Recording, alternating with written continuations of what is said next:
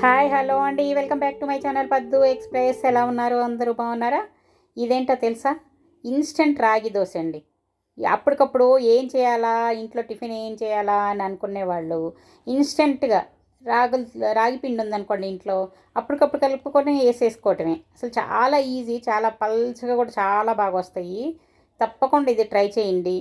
మీరు కూడా ట్రై చేసి, ఇది హెల్తీ కదా, రాగి అనేసరికి అందరికీ హెల్తీ, ఎవరైనా తినవచ్చు. ఈ రోజుల్లో మామూలు బియ్యంతోనే ఎవరు వద్దంటున్నారు. ఇలా తింటే చాలా మంచిది కదా. ఇప్పుడు రాగి పిండి తీసుకొని దానిలోకి సరిపడా ఉప్పు వేసుకోవాలి, వేసుకొని నీళ్ళు వేసుకొని కలుపుకోవాలి. నీళ్ళు వేసుకొని బాగా పలుచగా కలుపుకోవాలి. దీన్ని కలిపి ఒక్క 10 నిమిషాలు అలా పెట్టేసేయండి. అడుగున మళ్ళీ పేరుకుంటుంది. వేసుకున్న ప్రతిసారి కూడా దాన్ని కలుపుకొని వేసుకోవాలి. ఇది ఎప్పుడు కావాలంటే అప్పుడు నైట్ అయినా సరే బ్రేక్ఫాస్ట్కి వేసుకోవచ్చు, డిన్నర్కి వేసుకోవచ్చు. చూసారా, చాలా పలుచగా చేసుకుంటే మనకి ఊరికే పోసుకోవటం, తిప్పేది అదంతా ఏమి ఉండదన్నమాట. ఊరికే పెనం మీద అలా పోసేసుకోవటమే. చూడండి, నీళ్ళు చూసుకొని ఇంకా ఎంత జారుగా ఉంటే అంత పలుచగా బాగా వస్తాయి. చాలా పలుచగా వస్తాయి. ఇలా కలిపేసి ఒక 10 నిమిషాలు పక్కన పెట్టేసేయండి. తర్వాత మీకు దీనిలోకి ఏదైనా చట్నీ కావాలంటే, లేదంటే కూరగాయల చట్నీ లేదన్నా కూడా అవన్నీ నంచుకోవచ్చు. ఇంట్లో పప్పు చేశారనుకోండి, ఆ పప్పు నంచుకోవచ్చు, సాంబార్ నంచుకోవచ్చు. దేంతో అయినా కావాలంటే చట్నీ కావాల్సిన వాళ్ళు చట్నీ అయినా చేసుకోవచ్చు.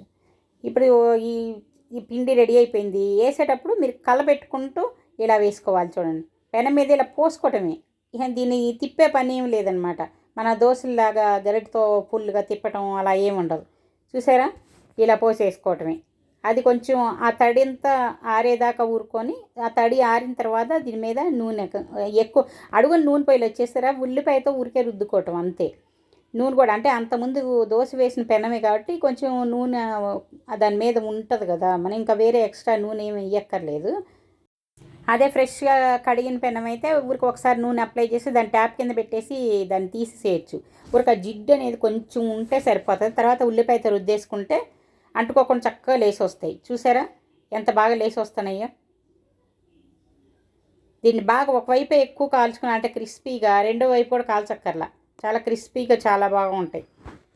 చూసారు ఎంత ఇన్స్టెంట్గా క్రిస్పీ దోశ. చూడండి, ఆ పెనం మీద ఇలా ఉల్లిపాయ రుద్దుకుంటే అసలు అంటుకోకుండా చక్కగా వచ్చేస్తాయి దోశలు. చూడండి, ఇలా పోసుకున్నాను. గరిటతో పోసుకోవటం 2-3 సార్లు పోసుకునే బదులు ఇది ఒక గిన్నె తీసుకొని చిన్నది, దాంతో ఇలా పోసుకున్నాం అనుకోండి ఒక్కసారిగా అయిపోద్ది అనమాట. చూసారా, ఇలా పోసేసుకోవటమే అంతే. దీన్ని ఇంకా తిప్పే పని ఏమీ లేదు. చక్క వైపే బాగా కాలిపోతాయి. కూడా తడంతా ఆరిన తర్వాత కొంచెం ఒక అర స్పూను అంతే, అంటే నేను స్పూన్ నిండా ఏం తీసుకోవట్లేదు ఆయిల్, కొంచెం కొంచెం తీసుకొని చుట్టూ అంచుల మీదను చూడండి, అంచులు లేచి వస్తాయి చేస్తుంది. చూడండి చూడండి, అంచుల వైపు చూడండి, అసలు దానంతటా అదే లేచి వచ్చేస్తుంది. చూడండి అసలు ఎంత ఈజీగా లేచి వస్తుందో. పల్చగా కూడా, ఎంత పల్చగా కూడా వచ్చినాయి చూసారా. చాలా ఈజీగా, చాలా అసలు ఇన్స్టెంట్గా అప్పటికప్పుడు మీరు అసలు ఏం ఆలోచించక్కర్లేదు. ఇవాళ ఏం చేయాలని. చాలా హెల్తీ కూడా కదా, అది రాగులు అనేసరికి మనకు ఆరోగ్యానికి కూడా చాలా చాలా మంచిది. చూడండి, ఇలా పోసేయటం, పెనం కొంచెం అటు ఇటు తిప్పుకుంటే అడ్జస్ట్ చేసుకుంటే అదే స్ప్రెడ్ అయిపోతుంది. మనం ఏం తిప్పక్కర్లేదు. ఇది బాగా ఎంత పలుచగా చేసుకున్నా కూడా వస్తుంది అనమాట. అంత పలుచగా చేసుకొని ఒకవైపు పెనం రెండో చేత్తో ఇలా తిప్పుకుంటూ అలా పోసుకుంటూ ఉంటే ఈజీగా వచ్చేస్తాయి. చూడండి, కొంచెం ఆయిల్ చుట్టూ అసలు అంచుల నుండి అప్పుడే లేచి వచ్చేస్తాను. చూసారా, పైకి లేస్తూ ఉంది అది చూడండి అంచుల వైపు. చాలా ఈజీగా, చాలా తొందరగా చేసుకోవచ్చు. అడుగున అసలు ఆ గరిటె కూడా కనిపిస్తుంది పైకి. చూసారా, అంత పలుచగా ఉన్నాయి దోశలు. చూడండి, అడుగు నుంచి ఎంత బాగా కనిపిస్తుందో అది కూడా. చూసారా, బాగా కాలిపోయింది. ఈ దోశలు మా ప్లూటో కూడా చాలా ఇష్టంగా తింటుందండి. చాలా క్రిస్పీగా ఉంటే తనకి ఇష్టం అనమాట, మెత్తగా ఉంటే తినదు. బాగా క్రిస్పీగా కాల్చేస్తే మనకు కూడా అందరికీ చాలా బాగుంటాయి. అది దేంతో అయినా నంచుకొని తినొచ్చు.